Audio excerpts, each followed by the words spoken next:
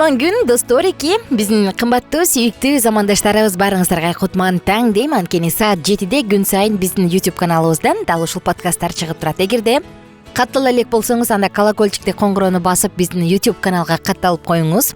Угуп жаткан подкасттын алды жагына дагы лайк белгисин, жакты белгисин, баш бармакты басыңыз. Анан албетте алды жакка дагы комментарий калтырып биз менен амандашып кетсеңиз болот.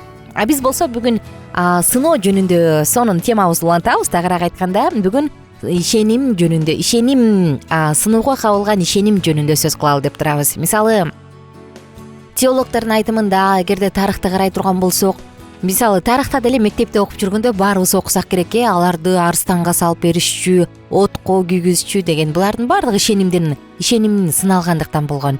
Же болбосо жашообузда көп эле көрүп келебиз. Бир жолу биз ушундай бир ашканага бир нече буюмдарды алыш керек болуп калды да, анан кийин базарга барсаң башың айланат го. Бул чындыгында баягы тандоонун көптүгү дагы адам үчүн стресс да. Бирөө болсо ошону аласың да кетесиң, кандай болсо ошондой урунасың го. Качан баасы да ар кандай, фирмалары да ар кандай, түсү да ар кандай болгондо эсиң ойт, кайсынысын тандарың билбей. Анан ушинтип ашканага тиешелүү буюмдарды алганы барып калдык. Анан толтура көзүң жайнайт.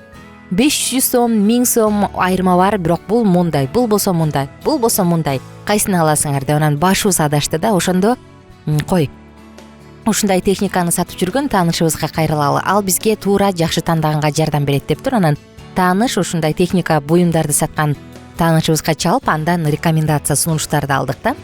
Анысы кандай, биздин жашообузда дагы ишеним, жашоодогу ар бир учур, ар бир күн ушундай бир чоң сыноолорго кабыла берет. Биз ойлонобуз, ары болобуз, бери болобуз, пушайман болобуз, анан акыры барып туруп, демек мондай кылыш керек экен дейбиз. Дайыма ошол ишеним сыноосунда болобу, кандай гана сыноо болбосун, биз сынып калбай, тескерисинче күчтүү болсок, демек жашообуздагы эң негизги максат бекер кеткен жок. Эсиңиздердеби, биз бир подкастта, өткөнкү подкастта сарипаттык аял, жесир аял жөнүндө сөз кылганбыз да. Анын чөйчөгүндө кичинекей эле май калат, анан идишинде кенедей эле ун калат. Анан ага баягы Кудайдын адамы Ильяс пайгамбар келип, ошол суу бер мага ичкенге, анан ошол кичинекей калган унуңдан нан бышырдагы мага сындырып бер дейт эмеспи? Аял анан ойлонот да, ошол эле бары. Башка эмне кылам билбейм. Ошону улум экөөбүз жейбиз дагы өлөбүз дейт. Андан ары уланталы.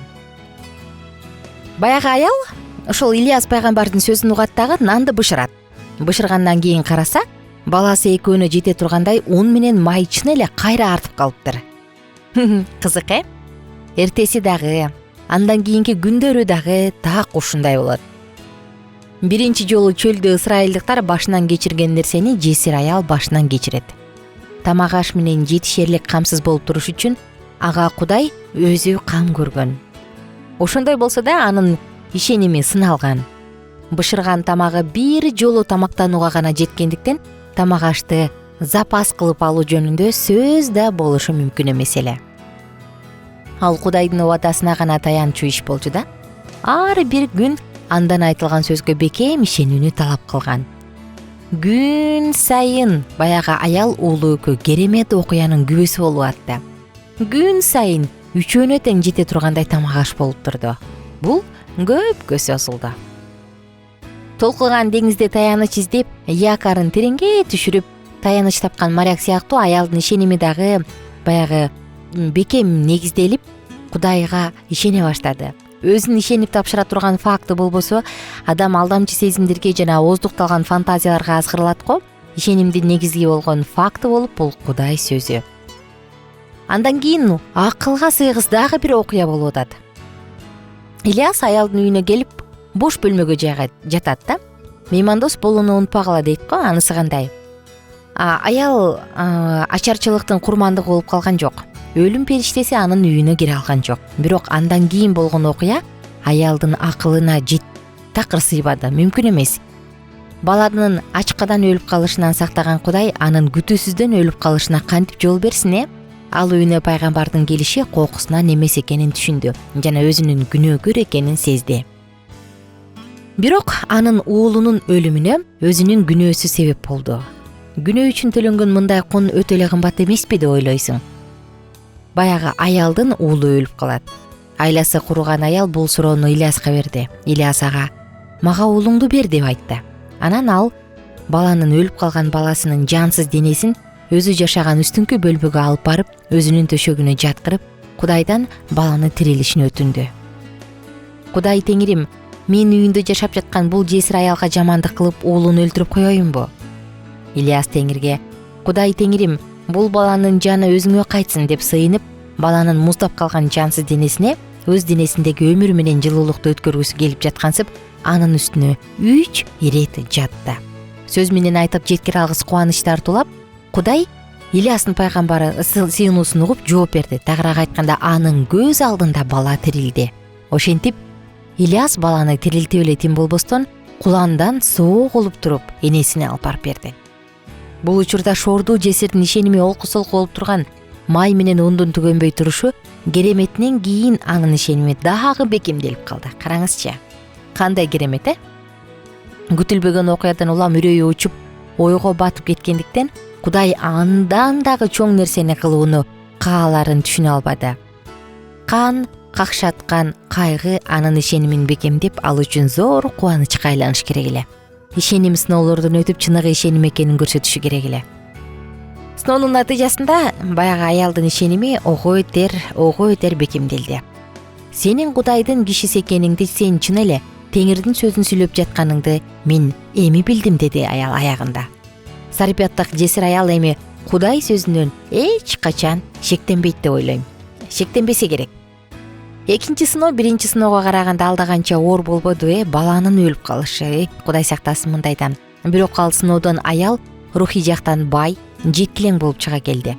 Бул кереметтер Исраилде дагы болгон. Чын эле Кудай элинин ичинен, Баалдын алдында тизе бүккөндөрдүн ичинен куугунтукталган пайгамбарга жардам берүүнү каалаган бир да адам табылган эмеспи? Пайгамбарды аман алып калыш үчүн Кудай аны башка өлкөгө жиберүүгө аргасыз болгонбу? Кызык. Албетте мен ойлойм, Кудайдын ошол Сарипаттык жесир аялга дагы болгон өзүнчө бир өзгөчө планы бар болсо керек деп. Кудай өз элинин тарыхындагы оор учурда өз кулунун өмүрүн бутпарас аялдын, Кудай сөзүнө ишенип калган жесир аялдын жардамы аркылуу сактап калды. Бул ишеним абдан баалуу болгондуктан, көптөгөн кылымдар бою өткөндөн кийин да ал жесир аял азыркы күнгө чейин мисалдарда дайыма эскертилип келет. Бул аял бекем ишенгендиги үчүн Кудайдан сыйлык аларын билди. Көзгө көрүнгөн, реалдуу ишеним деген эмне экенин аял жакшы түшүндү. Ишеним ал үчүн чындык жана үмүт болуп калды. Сарипаттык жарды жесир аял ишеним сыноосуна туруштук берди десек жаңылышпайбыз. А биздечи, сыноолордон өтүп жатабызбы, сыноодо сынып калган жокпузбу? Жашоонун сыноосун кандай кабыл алып жатабыз? Мен жакын адам мындай деп айтып калат да, сыноо келатканда дейт. Эгерде бомба келатат, мына жарылам, эми мен өлөм, мен жок болом десең, так ошондой болот дейт. Эгерде сыноо келатканда, бул мени мурдагыдан да күчтүү кылат, мен эми эмнени үйрөнөт болдум экен десең, так ошондой болот дейт. Адамдын ниетинен деп кыргыз элинде сонун айтылган сөз бар го. Анысы кандай? Андыктан достор, жашообузда сыноолорго учурап жатсак, анда рахмат айталы дагы. Демек мен мурдагыдан да күчтүү болушум керек. Демек мен мурдагыдан дагы тажрыйбалуу болушум керек экен да, дешибиз керек экен. Баягы мен көбүнчө жумушту элестете берем да, жаңы нерсеге үйрөнө баштагандачы, бир нече жолары, мисалы фотошопко үйрөнө баштаганда ар жагын бер жагын чукулайсың, окшошпойт, айлан кетет, чарчайсың. Бул кереги жок мага дейсиң, бирок акча табыш керек, Анан чукулайсың ары бери жагын, бирок аяга барып, анан негер чыдап аракет жумшасаң, анда мыкты фотошоп жасаган адам болуп чыгат эмессиңби? Анысы кандай? Бирок сен кыйналдың, убактың кетти, чарчадың, эсиң ооду, бирок сен дагы бир нерсеге үйрөнө алдың. Жашообуздагы сыноо дагы ошол сыяктуу экен. Андыктан биз угармандарыбызга каалайт элек, эгерде жашооңузда сыноо болуп жатса, анда сынбаңыз. Алкитап Чекит медианагы сайтына дагы катталганды унутпаңыз. Жана биздин суроолорубузга, биздин подкасттагы теманын негизиндеги жеке оюңузду ылдый жакка комментарий кылып калтырыңыз. Баарыңыздарга көңүлдүү күн.